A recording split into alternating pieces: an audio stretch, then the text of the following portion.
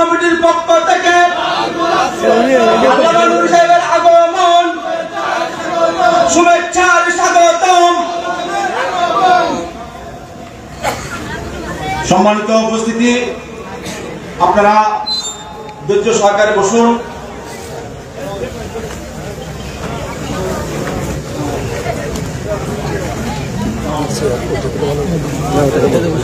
এটাতে বসে প্লাস্টিকে বসে আমাদের এই সুন্নি সমাবেশের আজকের সম্মানিত প্রধান বক্তা ধীরে তরিকত রহমায়ে শরীয়ত তরিকত প্রতিষ্ঠাতা চেয়ারম্যান আঞ্জুমানে রুদুবিয়া নুরিয়া ট্রাস্ট বাংলাদেশ হযরতুল হাদ আল্লামা আবুল কাসেম নুরি মাদ্দাদিলুল আলী আমাদের মঞ্চে উপস্থিত হয়েছেন। আমাদের দক্ষিণ দুসকুলা সমাজ পরিচালনা কমিটির পক্ষ থেকে এবং দক্ষিণ দুসকুলা সুন্নি সমাজ কল্যাণ পরিষদের পক্ষ থেকে হুজুরকে আন্তরিক অভিনন্দন এবং মোবারকবাদ জানাচ্ছি। সবাই বলি আলহামদুলিল্লাহ, আরো জোরে বলুন আলহামদুলিল্লাহ। হুজুর এসেই একটা সুন্দর কথা বললেন, ভেরি বিউটিফুল। উনি বললেন যে আমাকে বললেন যে কারো কোরআন সুন্নাহর বয়ান চলছে, ওলামা ইকরামরা আসবে, কিন্তু কোরআন সুন্নাহর বয়ান বন্ধ করে দিয়ে ওই সমস্ত আলেমদেরকে তাকবীর দিয়ে রিসিভ করা এটা উচিত নয়। খুব চমৎকার কথা না? খুব চমৎকার কথা। এটা উনি না পছন্দ করেছেন, আবার অনেককে না দিলে না পছন্দ করে। অনেককে তাকবীর না দিলে, তাকবীর দেওয়ার তো ভালো। আমার সাথে ওনার এই চিন্তাটা মিলে গেল। আমি যখন খাওয়া দাওয়া করে আসতেছি, আমার সাথে এরা কয়েকজন ছিল, এরা এখানে আসার পরে হঠাৎ স্লোগান দিতে আরম্ভ করলো। আমি বললাম স্টপ, বন্ধ কর। মাওলানা আব্দুল আজিজ রাজভী তকরির করতেছে, ও তকরিরের মধ্যে ব্যাঘাত ঘটবে। আমি ওদেরকে দিতে দিই নেই, যারা আমার সাথে এসেছো তারা জানো। আমি বললাম নো, এটা কিছু সংস্কার আমাদেরও দরকার। এটা একটা সংস্কারের জায়গা। হ্যাঁ, আমরা আসছি এখন, একজন তকরির করছে। অনেক সময় দেখি অনেক বড় বড় মাহফিলে একজন বক্তব্য রাখতেছে, মনে করেন বড় মাহফিলগুলোতে 15 মিনিট 20 মিনিটে বেশি কথা বলার সুযোগ নেই। লালদিঘির ময়দানে, জমিতুল ফলাতে এই 15-20 মিনিটে 8-10 জন বড় বড় আলেম আসে, এবং সবার জন্য যদি স্লোগান দিতে হয়, ওই বক্তা তো একবারে শেষ। ও তার তকরির করার কোনো সুযোগও নাই। এ একটা কথা। আরেকটা হলো, তকরিরের সময় একটা তকরিরের প্রতিটি কথার মধ্যে একটা তাআল্লুকাত থাকে, রব্ত থাকে, ওটা নষ্ট হয়ে যায়, জেহেন নষ্ট হয়ে যায়। আমি ওনার এই চিন্তার জন্য, এই খেয়ালের জন্য ধন্যবাদ জানাই। এগুলো আমাদের মাহফিলগুলো তো এগুলো আমরা সংশোধন, অনেক কিছু সংশোধন করা দরকার আছে। সংশোধন করতে কোনো সমস্যা তো নাই। আমাদের নিজেদেরও অনেক কিছু সংশোধনের প্রয়োজন আছে। এগুলো আল্লাহ পাক তৌফিক দান করুন। হ্যাঁ, এটা আজকে বলে ফেললাম। উনি বললেন এই কথাগুলো এখন প্রযুক্তির যুগ, লাইভের মাধ্যমে সর্বত্র যারা যেখান থেকে শুনছেন, দেশে বিদেশে, এগুলো, এবং যারা মাহফিল করেন তাদেরকেও এগুলো জেহেনের মধ্যে, আমলের মধ্যে, অনুশীলন, প্র্যাকটিসের মধ্যে রাখা দরকার। আল্লাহ পাক তৌফিক দান করুন। যাই হোক, আমি আর লম্বা চড়া করতে চাই না। আপনারাও ওনার তকরির শোনার জন্য উন্মুখ হয়ে আছেন। আমারও শুরু করতে না করতে 1 ঘন্টার বেশি তকরির হয়েছে। এখন আর এই বয়সে পারিও না। একটা সময় করেছি, কিন্তু এখন আর ডাক্তারেরও নিষেধ। এরপরও বেছে বেছে চুনি দা ডিস্টিংগুইশ কিছু মাহফিলে যাই। খুব বেশি তেলাওয়াত করা এখন আমাদের, ওনারও সে একই অবস্থা, আমাদের সবারই একই অবস্থা। নজর রাখতে হয়। তো আমি যে বিষয়ের উপর তকরির করছিলাম সেটা এই খোলাফায়ে রাশেদা এই 4 জনের উপরে আমি একটু ইঙ্গিত দিয়েছি। এরপরে আপনারা আরেকটা রেখেছেন একই সাথে ইসলামী আন্দোলনে যুবকদের ভূমিকা। আমার বন্ধুরা ভাইয়েরা, যুগে যুগে যত বিপ্লব হয়েছে, রুশ বিপ্লব বলেন, চায়নার কমিউনিজম বিপ্লব বলেন, আধুনিক বিশ্বের যত বিপ্লব হয়েছে, আমাদের দেশে বলেন, অতীতে বলেন, বর্তমানে বলেন, এবং ইসলামী ইতিহাসের কালে বিভিন্ন সময়ে সময়ে যেখানে যত বিপ্লব হয়েছে, সমস্ত বিপ্লবগুলি হয়েছে যুবকদের কাঁধে পা রেখে। একটু আওয়াজ দেন না, ঠিক কিনা? তরুণদের স্কন্ধে পা রেখে বিপ্লব হয়েছে। নেতৃত্বে ছিল প্রবীণরা, নেতৃত্ব প্রবীণরা ছিল, কিন্তু আন্দোলনের বাঁকে বাঁকে হাজার হাজার নয় লক্ষ লক্ষ তরুণদের তারুণ্য, ওদের রক্ত ঝরা ইতিহাস যে কোনো বিপ্লবের মূল শক্তি ছিল, চালিকা শক্তি ছিল। আর এখন তো আমরা একটা সময় এসেছি, আগে আমরা দেখতাম মসজিদে ইমাম নিয়োগ করতে বুড়া খোঁজ করতো, বুড়া মানুষ। এটা শরীয়ত, এটা বয়স্ক, এটা শরীয়তের মশলাও সেটা কভার করে। কিন্তু এখন দেখি লিখে দেয় 40 বছরের বেশি বয়স হতে পারবে না। এখন দেখি বিজ্ঞাপন লিখে দেয়। এখন আমরা হারামাইন শরীফেও দেখি 2-1 জন ছাড়া বেশিরভাগ খতিব একেবারে ইয়াং।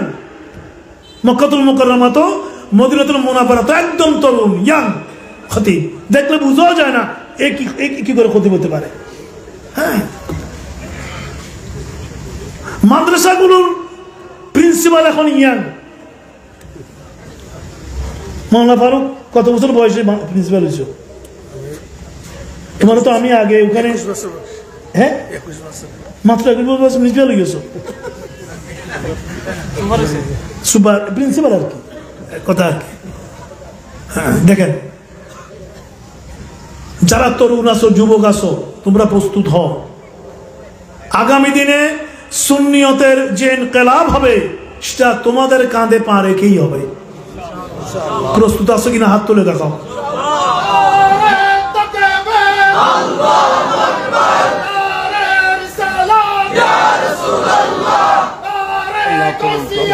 আমিন।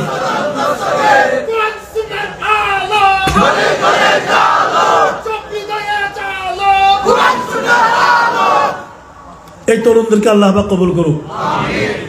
তোমরা যেমন এই আন্দোলনের নেতৃত্ব দিতে হবে, ঠিক তেমনি তোমাদের বন্ধুরা, তোমাদের সার্কেল, তোমাদের কোম্পানি, ওরা যেন বিভ্রান্ত না হয়। হচ্ছে কিনা? ওরা যেন বিভ্রান্ত না হয় সেদিকেও লক্ষ্য রাখতে হবে। ফেসবুক দেখো, নো প্রবলেম এট অল, অসুবিধা নেই। এই মোবাইলের ভিতরে ভালো আছে, খারাপও। এই মোবাইলের ভিতরে গোটা কোরআনুল কারীম আছে, তাম বিশ্বের সমস্ত তাফসীর এই মোবাইলের ভিতরে আছে কি নেই? এখন আগে আমরা কোরআন শরীফের কোনো আয়াত খুঁজতে হলে, আমরা তো হাফেজ নই, একটা হাফেজে কোরআনকে ডেকে জিজ্ঞেস করতে হতো এটা কোথায় আছে, এই আয়াতটা কোথায়। এখন হাফেজ লেখা না, এখন যারা এই জগৎটা বুঝে, এই মোবাইলের বিভিন্ন কিছু বুঝে, আমরা এই বয়সে বুঝিও না এটা। হ্যাঁ, ওদেরকে বললে হাফেজ লাগে না, ওরা ওইখান থেকে এ আয়াত কোন সূরায় কোন কত নম্বর আয়াত 1 সেকেন্ডও লাগে না, ওরা বের করে দিচ্ছে। হ্যাঁ, কিন্তু আমরা এখন বয়স্করা এগুলো কম বুঝি। আমি অ্যাডভোকেট আব্দুল হামিদ সাহেব ছিল যে আগের প্রেসিডেন্ট, বর্তমান প্রেসিডেন্টের আগের, ওনার সাথে আমাদের একটা দেখা সাক্ষাৎ ছিল সাংগঠনিক। তো উনি তো খুব রসিক লোক ছিল, আপনারা জানেন, খুব রসিক লোক। উনি বলতেছেন যে আমি মোবাইলে শুধু এটা আসলে ধরি আর অন অফ করতে পারি, আর কিচ্ছু বুঝি না, অন অফ ছাড়া আর কিছুই বুঝি না। উনি বলতেছেন আমার নাতিরা বলে তুমি এগুলো কিচ্ছু বুঝো না, তুমি প্রেসিডেন্ট কেমন হয়েছো?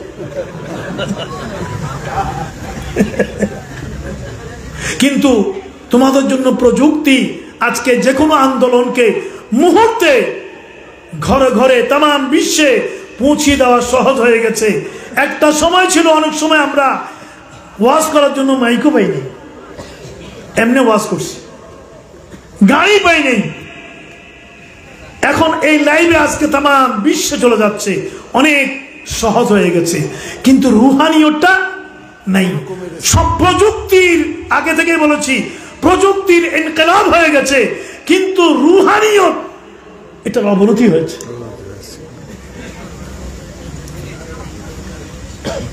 ঠিক না? রাত্রি 2টা পর্যন্ত তোমরা বসে বসে ফেসবুক দেখতে পারো, কিন্তু এই 2টা বাজে 3টা বাজে উঠে 4 রাকাত তাহাজ্জুদের নামাজ পড়তে পারো না। আজকে আমি আপনাদেরকে এই কথা বলে শেষ করব।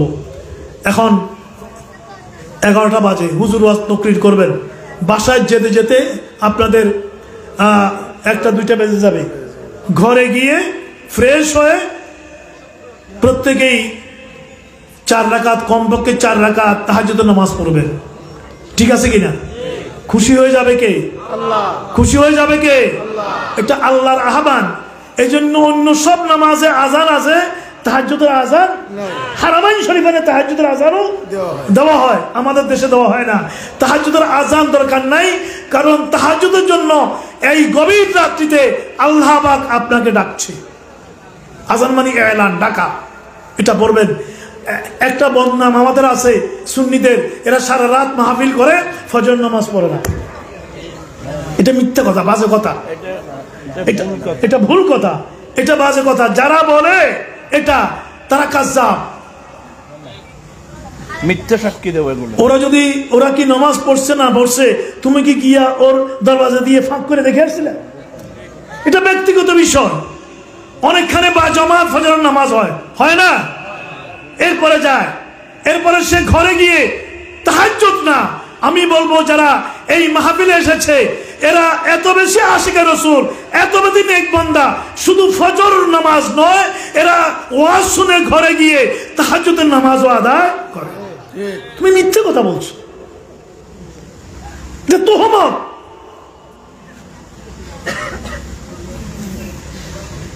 অতএব যে সাবজেক্টটা আপনারা আমাকে দ্বিতীয়বার দিলেন, দ্বিতীয় অংশে দিলেন, যুবকদের দায়িত্ব সবচেয়ে বেশি। বিভিন্ন মাদ্রাসায় আমরা মুহাদ্দিস নিয়োগে যাই, আলহামদুলিল্লাহ দেখি যে অনেক ইয়াং ছেলে, তরুণ ছেলে, সে আবারত পড়ছে, কি দারুণ দারুণ বুখারী শরীফের ইবাদত পড়ছে, জিজ্ঞেস করলে জবাব দিচ্ছে। তার যে ক্লাসিক্যাল তার অবস্থা দেখলে দেখি যে আমাদের চেয়েও ইনশাআল্লাহ তরুণরা অনেক এগিয়ে আছে, অনেকেই। এই যুগের তরুণ আলেমদের নামাজের কেরাত অনেক সুন্দর, কারণ ওরা হারামাইন শরীফকে ফলো করার সুযোগ আছে। আমাদের সময় সুযোগ ছিল না। এখন প্রত্যেক জুমা টিভিতে লাইভ দেওয়া হয় না? ছেলেরা শিখে সেখান থেকে হেফজুখানার হাফেজে কোরআনরা, ওরা ওই স্টাইলে হেফজু শিখতেছে। আগে এক স্টাইল ছিল, ওটা এখন আর তারাবিতে চলে না। হ্যাঁ, প্রযুক্তির কারণে তরুণদের জন্য, যুবকদের জন্য ইসলামকে শেখা, জানা আরো সহজ থেকে সহজতর হয়ে গেছে। ঠিক না? তাই তরুণ যুবকদের কাছেও আমি এই কথা বলে শেষ করব, তোমরা নিজেরা লেখাপড়াও করো, আমল আখলাক আকীদাকে ঠিক রাখো, এবং দ্বীনের মজবুত খেদমতের জন্য নিজকে তৈরি করে নাও। আল্লাহ পাক তৌফিক দান করুন। আরো যারা বলেন না আমিন। সুন্নি সমাজ কল্যাণ পরিষদ, এই সুন্নি সমাজ কল্যাণ পরিষদ, সমাজ কল্যাণ নাম দিয়েছেন আপনারা। শুধু মাহফিল করলে হবে না, মাহফিলের যে ফান্ড, এখান থেকে জনগণের কল্যাণের জন্য আপনারা কিছু কিছু ফান্ড রেখে দিবেন। এটার আওতায় কোথায় কার বস্ত্র নাই, কোথায় কার ঘর নাই, কে গৃহহারা, কে অন্নহারা, আমাদের নুরি সাহেব হুজুর এরকম সমাজ কল্যাণমূলক অনেক কাজ করতেছে না, সারা দেশে করছে না? যৌতুক বিরোধী আন্দোলন, এটা অনেক বড় একটা সমাজ সংশোধনের কাজ। যৌতুক বিরোধী, আরেকটা সাথে কি না, মাদক বিরোধী। এটা তো ডেঞ্জারাস ব্যাপার। মাদকাসক্ততা যে কত ডেঞ্জারাস বিষয়, তরুণ যুবককে যদি তুলে আনতে হয়, ইসলামী আন্দোলন সুন্নিয়তের আন্দোলন থেকে সম্পৃক্ত করতে হয়, এরা যেন মাদকাসক্ত না হয় এদিকে বেশি নজর দিতে হবে। কথা বলেন ঠিক কিনা? ওই দুইটা জায়গায় উনি সমাজ সংশোধন, সমাজ সংস্কারের কাজ করছে। এটা একটা তাজদীদি কাজ। আল্লাহ পাক ওনাকে একটা তৌফিক দান করুন। একজনে একটা ভালো কাজ করলে আমি পারি বা না পারি, কমপক্ষে সমর্থন করতে হবে, নৈতিক সমর্থন করতে হবে। আগামীতে লালদিঘির ময়দানে এটার সম্মেলন হচ্ছে কত তারিখে? 8ই ফেব্রুয়ারি। আমি ওনার পক্ষ থেকে দাওয়া দিয়ে দিচ্ছি। 25শে ডিসেম্বর ফটি হাই স্কুল মাঠে, 25শে ডিসেম্বর ফটি হাই স্কুল মাঠে, 8ই ডিসেম্বর লালদিঘির ময়দানে, 8ই ফেব্রুয়ারি, সরি 8ই ফেব্রুয়ারি। আপনারগুলোতে শরীক শামিল হবেন, ওনাকে সহযোগিতা করবেন। আমাদের আঞ্জুমানে খুদ্দামুল মুসলিমিন বাংলাদেশের উদ্যোগে প্রতিবার যে দরসুল কোরআন মাহফিল হয়, সেটা জানুয়ারির 3 এবং 4 তারিখ, শুক্রবার এবং শনিবার, 3 এবং 4 তারিখ জমিতুল ফালা ময়দানে সুন্নিয়তের প্রোগ্রাম মাহফিল যিনি যেখানে যেভাবে করেন। আজকের এই মাহফিলে অনেক দূর থেকেও আসছে না, রামগড় থেকেও। তোমার বাড়ি কি রামগড় নেই? মহানা মুবারক রামগড় থেকে আসছে, ফটিকছড়ি থেকে হেলাল, তারা তো আসছেই।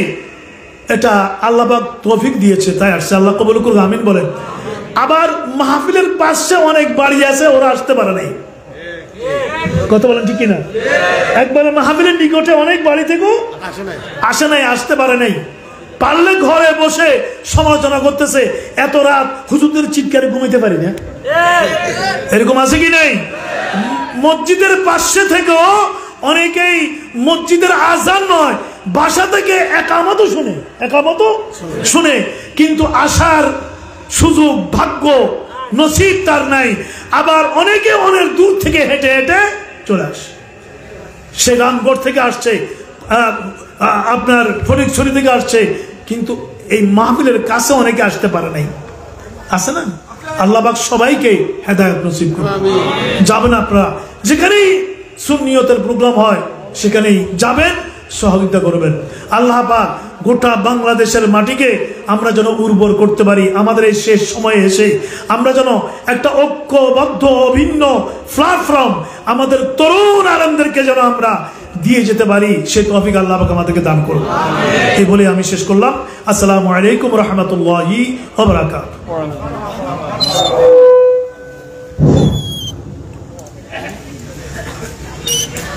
শুকরিয়া। এতক্ষণ পর্যন্ত তকরির করলেন আজকের এই মাহফিলের সম্মানিত প্রধান অতিথি, বিশিষ্ট লেখক ও গবেষক, চট্টগ্রাম নেসারিয়া কামিল মাদ্রাসার সাবেক সফল অধ্যক্ষ হযরতুল হাজ আল্লামা জয়নুল আবেদিন জুবাইর মহোদয় আমাদের মাহফিলে তশরিফ এনেছেন। আজকের এই মাহফিলের সম্মানিত প্রধান বক্তা, পীরে তরিকত, রাহনুমায়ে শরীয়ত হযরতুল হাজ আল্লামা আবুল কাসেম নূরী মাদ্দাজিলুল আলী, আরো উপস্থিত হয়েছেন আজকের এই অনুষ্ঠানের সংবর্ধীয় অতিথি, বিশিষ্ট শিক্ষাবিদ ও কলেজের উচ্চ বিদ্যালয় নারায়ণহাটের সম্মানিত প্রধান শিক্ষক জনাব আলহাজ আবু তাহের চৌধুরী সাহেব, আরো উপস্থিত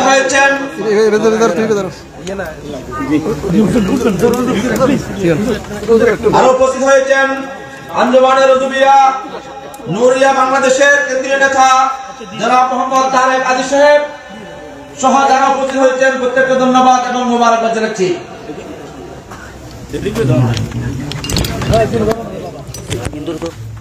এই পর্যায়ে আজকের মাহফিলের সম্মানিত প্রধান অতিথি জনাব হযরতুল হাজ আল্লামা অধ্যক্ষ জয়নুল আবেদিন জুবাইর মহোদয়কে নারায়ণহাট ইসলামিয়া মহিলা মাদ্রাসার পক্ষ থেকে মানপত্র দান করবেন মাদ্রাসার শিক্ষক এবং প্রধান শিক্ষক জনাব মাওলানা শফিউল আলমের নেতৃত্বে অন্যান্য শিক্ষকবৃন্দ।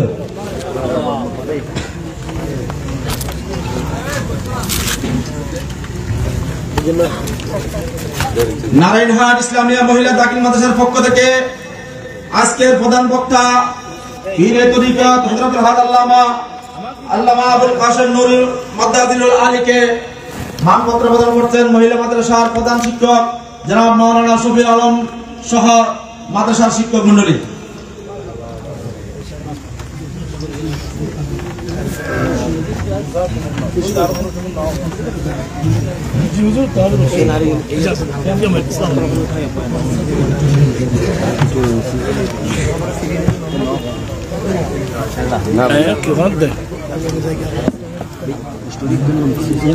বইও না